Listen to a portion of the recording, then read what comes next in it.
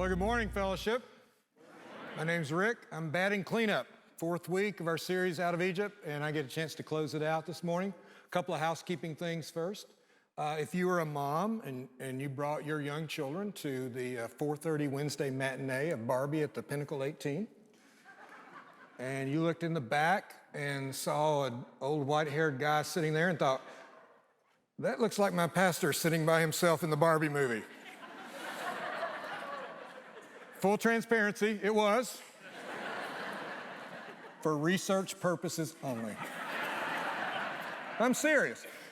My wife had seen it. I'd usually wait till it's streaming, but we were podcasting, Laura and I, on Thursday with our guest, Amanda McIntyre, and we knew we were gonna have a great podcast, but it just didn't seem smart to go into the podcast having not seen the movie. Particularly if you're gonna talk about the Barbie movie and you're the only male in the room, it seems like this would be a wise thing to do, right? So I did consider wearing like sunglasses and a ball cap. That felt creepier. My wife was no help on the way out the door. She said, why aren't you wearing pink? So anyway, that cleared up. Okay, whatever that thought is, let's let that go. So second thing, housekeeping, we use the English Standard Version of the Bible. It is such a clear translation of the scriptures as they are. And so I'll return to our regular scheduled programming when I'm teaching next week. This week I'm using the Christian Standard Bible, and it's a little more like the NIV. It's got the language is just a little easier to follow. And this morning, instead of like taking a passage and kind of like what we call exegeting, pulling out, we're going to tell a story. And it's just easier for the storytelling that we're going to do. And we're going to build it out of our series, Out of Egypt. And the line that you heard at the end of the video, which comes from our worship team's song, I'll trust you, I keep walking. You're bringing me out of Egypt and Egypt out of me. I think that's exactly the journey we're on as a church right now. I think it's one of the most exciting moments in my 26 years here and 21 years as lead pastor. I think it's one of the most exciting moments we've ever been in, and God keeps speaking to us because he leads the teaching team often to talk in this way, and he gave us that song. I think it's a prophetic offering to us, and when he does that, we want to pay really good attention to it. So this morning, what I want to do is help us think about the journey of the people and Moses coming out of Egypt, but also the Egypt out of them, because Egypt is a place, but the Egypt in us becomes a state of being. It's something I think we can all relate to and share in. So let me just give you a little bit of the people's experience. After leaving Egypt, after moving through this wilderness experience, after going through a lot of uncomfortable, hard, not quite what they expected things, they say this. The Israelites said to Moses and Aaron, if only we had died by the Lord's hand in Egypt. It's a positive thought, isn't it? There we sat around pots of meat and ate all the food we wanted, but you have brought us out into the desert to starve this entire assembly to death. Now, Rick, have a little compassion. Think about what it's like to wander around the wilderness, not sure where the food and water is coming from, going through all these kinds of things. They did this for so many years. At this point in the story, they've been in the desert for 6 weeks. That's how long it takes a human being to think, I think I liked it better under the whip of Egyptian slavery. Because our flesh just craves whatever feels like the most control and circumstantial comfort and security. It doesn't matter how bad it is, if it feels more under control by us and more circumstantial comfort and security, we tend to want to do it. As a matter of fact, they get to the promised land. Of course, this has a whole story to it of why they wind up losing a generation in the wilderness over 40 years. They get to the promised land. They send out the spies. 10 come back and say, no, we can't do this. We're going to get destroyed. They're like giants in the land. Joshua and Caleb, who said, follow the Lord wholeheartedly, and 40 years later we'll get into the promised land, said, they ripped their clothes. They're like, what? They were just distraught that we weren't going into the promised land. And here's where the people went, minus Joshua and Caleb. Then the whole congregation lifted up their voices and cried out, and that night the people wept.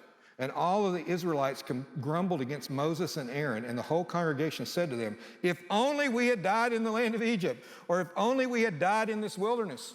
Now it's like, well, if we weren't going to die in Egypt, surely we could die in the wilderness.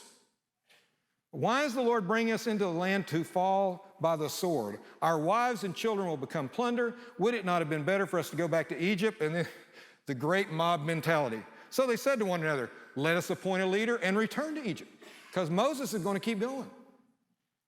That's the level to which, while they got out of Egypt, the place, Egypt within them was like, that looks too scary. And here's the thing. Leaving Egypt and entering the promised land required them to do something that is really difficult to do. Trust God. Depend on him as greater than their fear. Depending on him as their primary provision. Trusting in him and finding their comfort and their confidence not in what was around them, but in who had them and who was moving them. And here's the fact, other than Joshua and Caleb and Moses and Aaron, of course, they didn't do it. They just didn't do it. Here's what I want you to understand before we go any further. And we're going to talk about how God gets Egypt out of Moses. Not perfectly, not 100%, not like, oh, well, that's all done, but in a very significant, meaningful way that's available to you and me. He gets Egypt out of Moses. So here's what I want you to know. The moments when you feel the most distance, distrust, and discomfort in your relationship with God, the moments when you feel the most distance, I am not sure he's here. Distrust. I don't think he knows what he's doing. Discomfort. This is the hardest way possible to accomplish this. Are your greatest opportunities to be drawn closer to the heart of your Father. It is the great paradox. It is the way of God that we come to the end of ourselves, finding and saying that nothing about this feels right. Just like the conversation I had with a friend this last week who is in a desperate need for a transplant and keeps getting turned down one time after another. Just as I sit with someone who's in a really hard and difficult place in marriage and their relationships. Just as I sit with someone who's going through leadership crisis and a really hard journey in their life. Just as I sit with myself at a time when I could not be more pleased, more joyful, more hopeful, more confident of how God is not only leading me, but leading our church, our elders, our staff, our community, how he's growing us, what he's up to. There still is in me but I want control. And I want evidence over and over again that I'm going to be comfortable and okay, or I start to feel like, I don't know. I start to say to God, what are you doing? And there's an answer to that question this morning. But instead of telling it to you, I'm going to show it to you. We're going to look at it through the life of Moses. So we're going to look at 3 movements with Moses, not in order. We're going to go to a time in Moses' journey when he's been leading for a while, and before they have to be turned around, and they have to, they turn around, they're not going to get in the promised land, they're going to lose a generation. We're going to go to that place. Then we're going to come back to the burning bush, a much earlier story. And then we're going to follow Moses forward back to Egypt on his own journey to see how God takes us back to Egypt to get Egypt out of us. That's where we're going to go. So let's look at the first one. Moses says, now in Exodus 33, and again, this is the Christian Standard Bible Version. Now, if indeed I have found favor in your sight, please let me know your ways, that I may know you and find favor in your sight. Remember that this nation is your people. Moses' heart here is so vulnerable. Hey, if you really want me to do this, I need to know your ways and I need to know you. Because they're your people and not mine.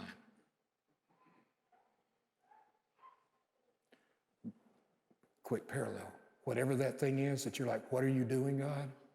You need to know his ways and him so that you know that thing, it belongs to his control and the security's in him. And sometimes it just doesn't feel like it.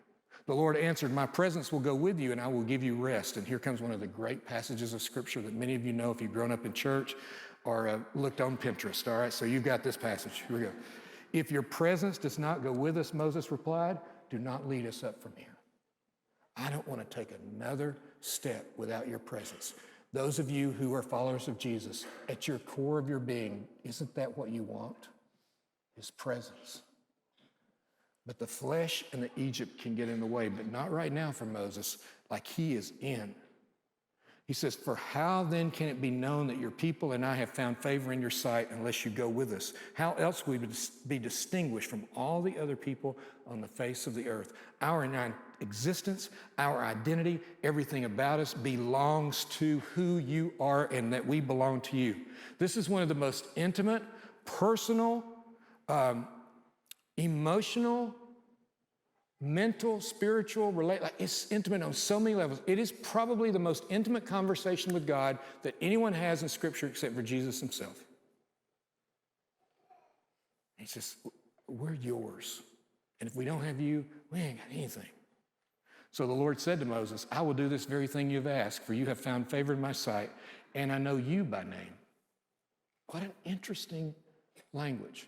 I mean, he's known Moses for the foundation of the world. But in his whole lifetime, he's known Moses. But what he's saying is, I know you, Moses. I know you. Then Moses said, please show me your glory. Just let me see you. Let me see you in a way I've never seen you before. This is, again, ask, can you reveal the intimate knowledge of who you actually are and not just the voice that I'm listening to? God says, I will cause all my goodness to pass before you, the Lord replied, and I will proclaim my name, the Lord, in your presence. And I will have mercy on whom I have mercy, and I will have compassion on whom I have compassion. God is going to show Moses who he is, and what does he choose to show Moses? In other places, Moses is going to see a display of God's righteousness, of God's justice, of God's wrath, of God's judgment, of God's power over all things. This is the moment when he says, I want to see your glory in a way I've never seen it before. And God's choice is, well, let me show you my goodness and mercy and compassion that I choose to reveal to you. And he added, you cannot see my face, for no one can see me and live. Moses, I can't come straight towards you. I can give you a glimpse. There's this place near me where you are to stand upon a rock, and when my glory passes by, I will put you in the cleft of the rock and cover you with my hand until I pass by. Then I will take my hand away, and you will see my back, but my face must not be seen. Again, can you feel this? The tenderness of this? Moses, I'm going to do this, but I'm going to stand there, and I'm just going to gently move you into the cleft of the rock, and I'm going to shield you from what would be harmful to you, because it's just too much for you to see in this physical human state. But at the end, as I'm passing by, I'm just going to move my hand enough for you to just see a little bit. This is the relationship Moses develops with God. It is such a relationship that even before this happens, we have this language. The Lord would speak to Moses face to face as one speaks to a friend.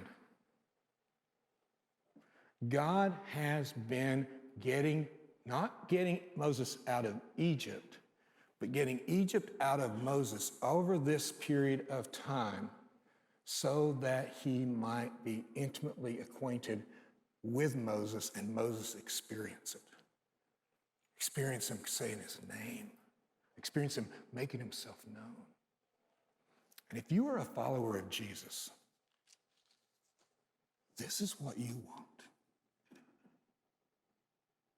And if you're not a follower of Jesus, I would submit to you, you might want to find out, because if this is true, then the idolatry of control and comfort and circumstantial security is robbing you of the thing in your life that you were most created for, long for, and need.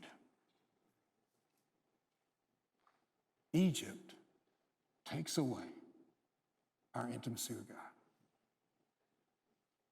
And in our culture, Egypt is twisting minds and torturing souls.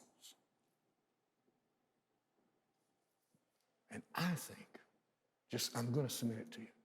I think that's why God is saying to us, I want to get the Egypt out of you, because I want this church to be in a place in this culture that offers me.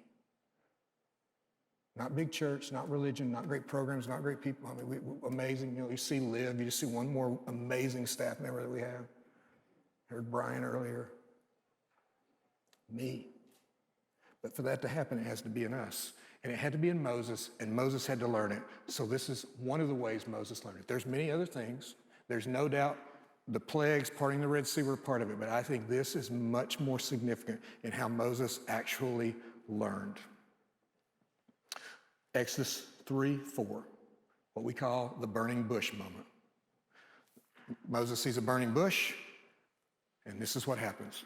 The bush is burning, but it's not being burnt up, all right? If you went to Sunday school or grew up in the scriptures, you know the bush is there, it's burning, but it's not burning up. When the Lord saw that he had gone over to look, Moses, God called out to him from within the bush, "Moses, Moses." "Here I am," he answered. By the way, if you ever have a burning bush talk to you, just answer back. Okay, I'm just, here I am. That's the protocol, all right? "Do not come any closer," God said. "Take off your sandals, for the place where you're standing is holy ground." God is introducing something, a concept to Moses about his holiness. And then he said, "I am the God of your father, the God of Abraham, the God of Isaac, and the God of Jacob." At this, Moses hid his face, for he was afraid to look at God. In this moment, Moses is not asking, "Can I see more? Like, can you show me?" He is like, "Nope, no." Because he's been in a wilderness for 40 years tending sheep, because he grew up hearing the stories of his being rescued in a basket in a river. He grew up knowing that God had put him in a place where he was both Egyptian in his cultural experience, but being raised by his Hebrew mother and family. He grew up understanding the call that was on him, but he took it for himself, and he took control of it for himself, and he tried to force the issue, and he killed an Egyptian, and he ran for 40 years.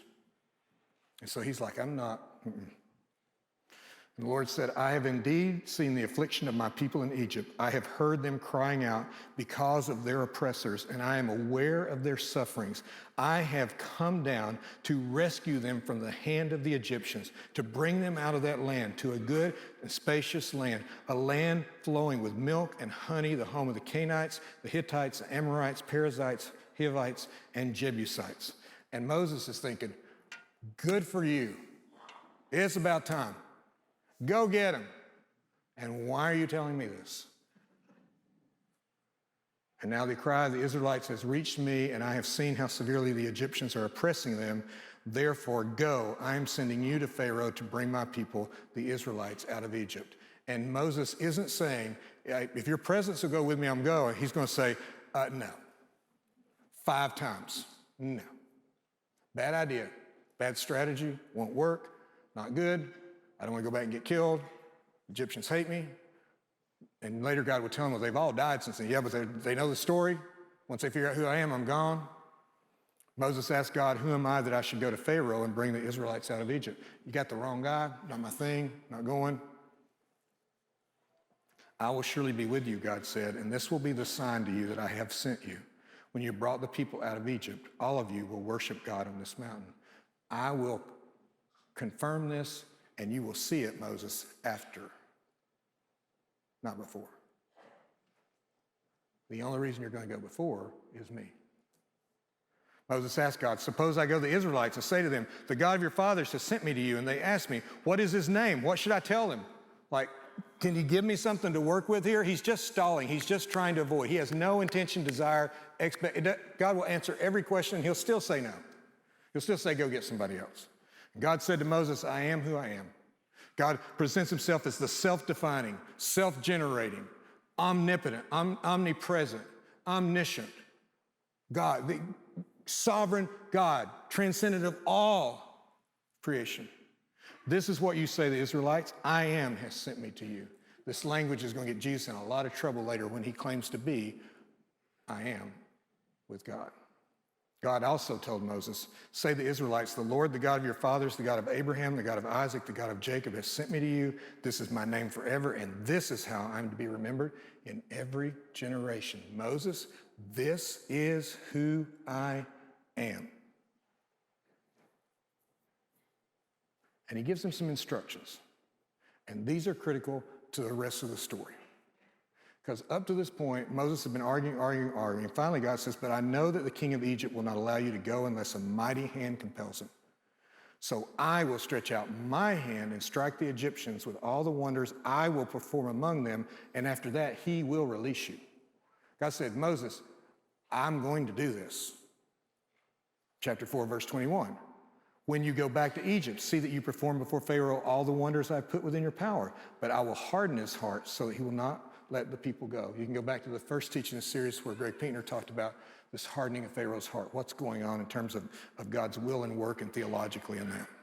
What I want you to have right now is Moses is hesitant, he's guarded, he's avoidant, he's excuse-making, he's resistant, and God being with him is not actually convincing enough.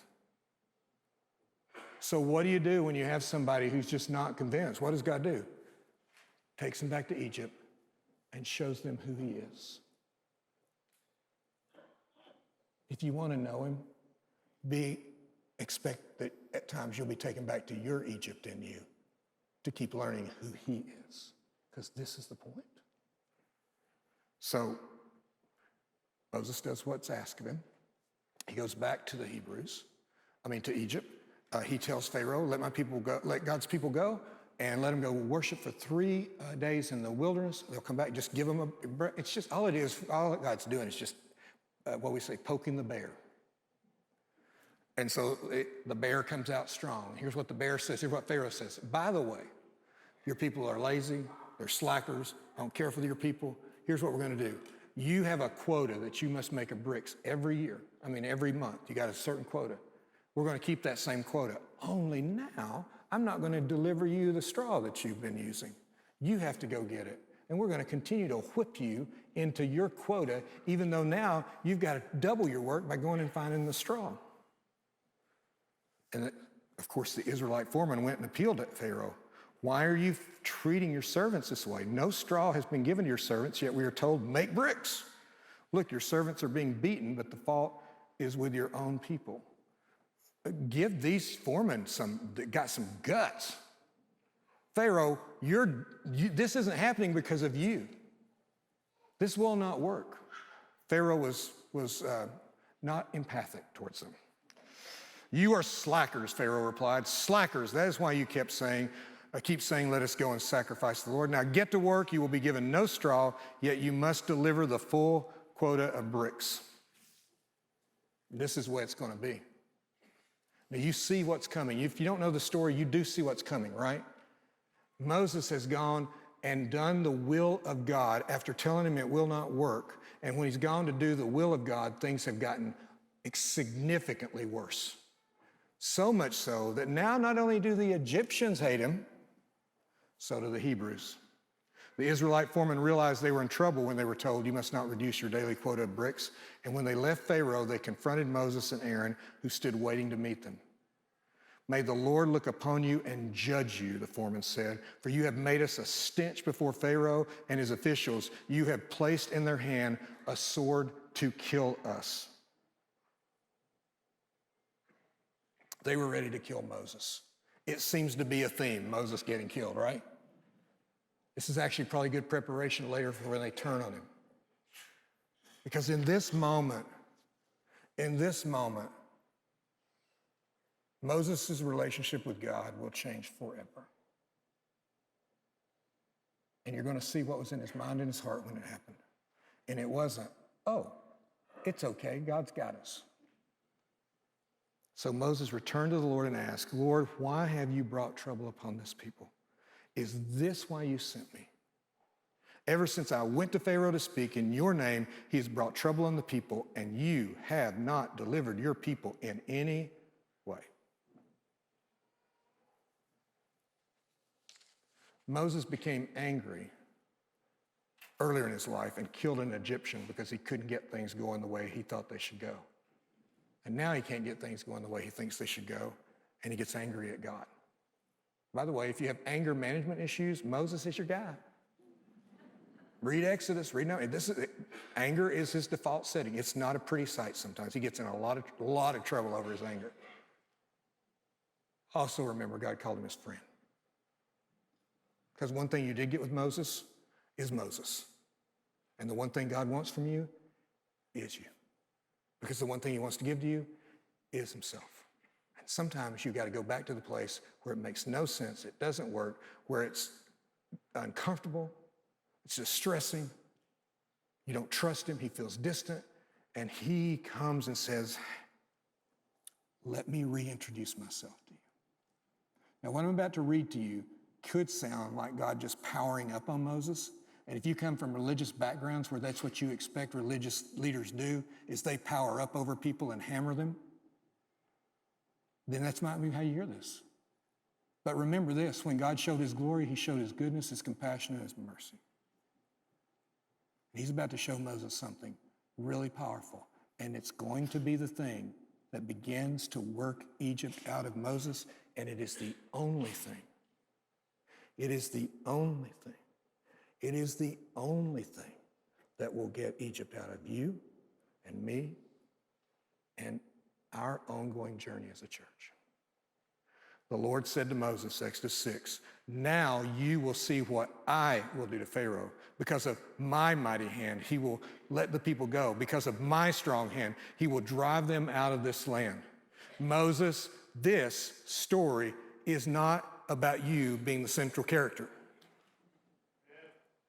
This is my story that I've called you to be a part of, and I've made myself known to you, and I've showed you who I am, and you're about to see more of who I am. But understand this, Moses, and this is implied, I already told you this. Remember Exodus 3 and 4? He told Moses Pharaoh would say no, but Moses didn't want to hear that part of the story because, like me, he hears what he wants to hear and then gets mad at God for doing what God said he was going to do all along. God also told Moses, that could have been it, but here he goes. I am the Lord. I appeared to Abraham, to Isaac, to Jacob as God Almighty. Do you remember that? That's what we've heard this before. He's taking Moses back to the bush and what he said in Egypt so he can learn and understand who God is and what he's about. But by my name, the Lord, I did not make myself known to them. I also established my covenant with them to give them the land of Canaan, the land where they lived as foreigners. Furthermore, I have heard the groaning of the Israelites whom the Egyptians are enslaving, and I have remembered my covenant. It is not that God did not make himself known to Abraham, Isaac, and Jacob. Do you know what God didn't do? Was introduce himself personally as I am who I am. He's saying, Moses, I made myself available to you in a way I've never done before. Therefore, tell the Israelites, I am the Lord, and I will bring you out from under the yoke of the Egyptians and deliver you from their bondage. I will redeem you with an outstretched arm and with mighty acts of judgment. This is so much how God works. He's going to declare himself, and then he's going to talk about what he's going to do for you and with you, not the other way around. He's going to tell you the story, tell you his name, because in Jesus you have access to knowing him and who he is, to knowing and being sharing in his glory. I will take you as my own people, and I will be your God. Then you will know that I am the Lord your God, who brought you out from under the yoke of the Egyptians. And I will bring you into the land that I swore to give to Abraham, Isaac, and Jacob. I will give it to you as a possession. I am the Lord. And everything that is in the New Testament that belongs to believers belongs to you. You are chosen. You are beloved. You are a priesthood. You are sons and daughters. You are friends. You are his, and he is your Abba Father. And the only way that we learn that is to come to the end of ourselves when he feels distant and we distrust him and we feel discomfort in our relationship with God. And we find out that's where he draws us to himself. Now, on some beautiful October morning, before church, when you're sitting with your pumpkin spice, whatever thing you do, and you're looking at the leaves turning, and the Vols just won again, and all is right in the world, and you feel like that sense that you're with him, that is what our relationship with God is like. It's wonderful and it's good.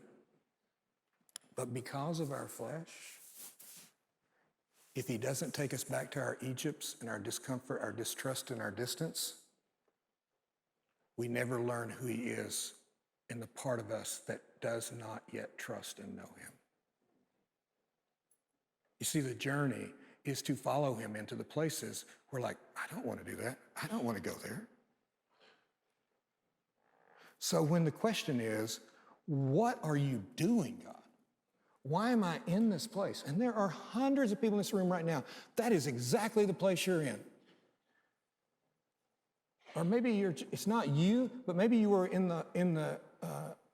another city earlier this week because a friend just found out that the transplant that he needed, that he desperately has to have to live, got turned down again and doesn't know what's coming next. Or maybe you have a friend who's just going divorce, defiance by a child, despair, whatever might be the circumstances. Let me tell you, here's what God is doing. He is working to convince you of one truth. I will surely be with you. And American church fellowship people,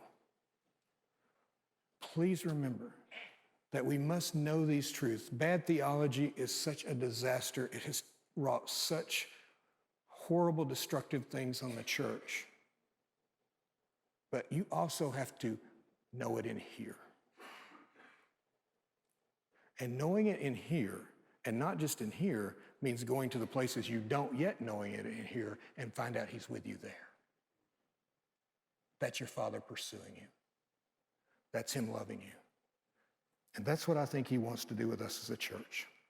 To bring us to the place that we know his presence, his purpose, his power more than ever before, that we know his unconditional and uncompromising and unrelenting commitment for us to see and know him calling us by name.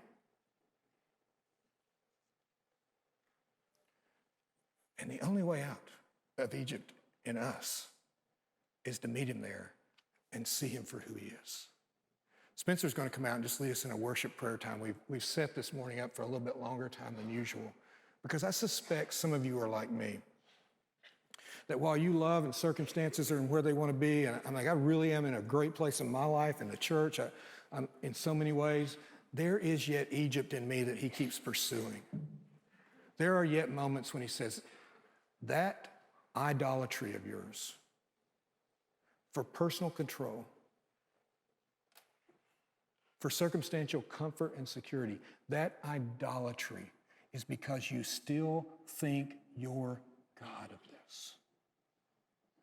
And I want to give you the gift of being free, for me to be God, for me to make myself known to you, and for me to lead you to the part of the story that you are called to live. And I would suggest and I would say this to you. I think this church over the next few years, and I'm so excited I'll get to be a part of it in whatever way he has me, I believe we're being called. I believe we're being called to go with him in places and ways that we haven't done before. And I don't think we'll go there unless we see him for who he is and hear him call our name. So let's worship.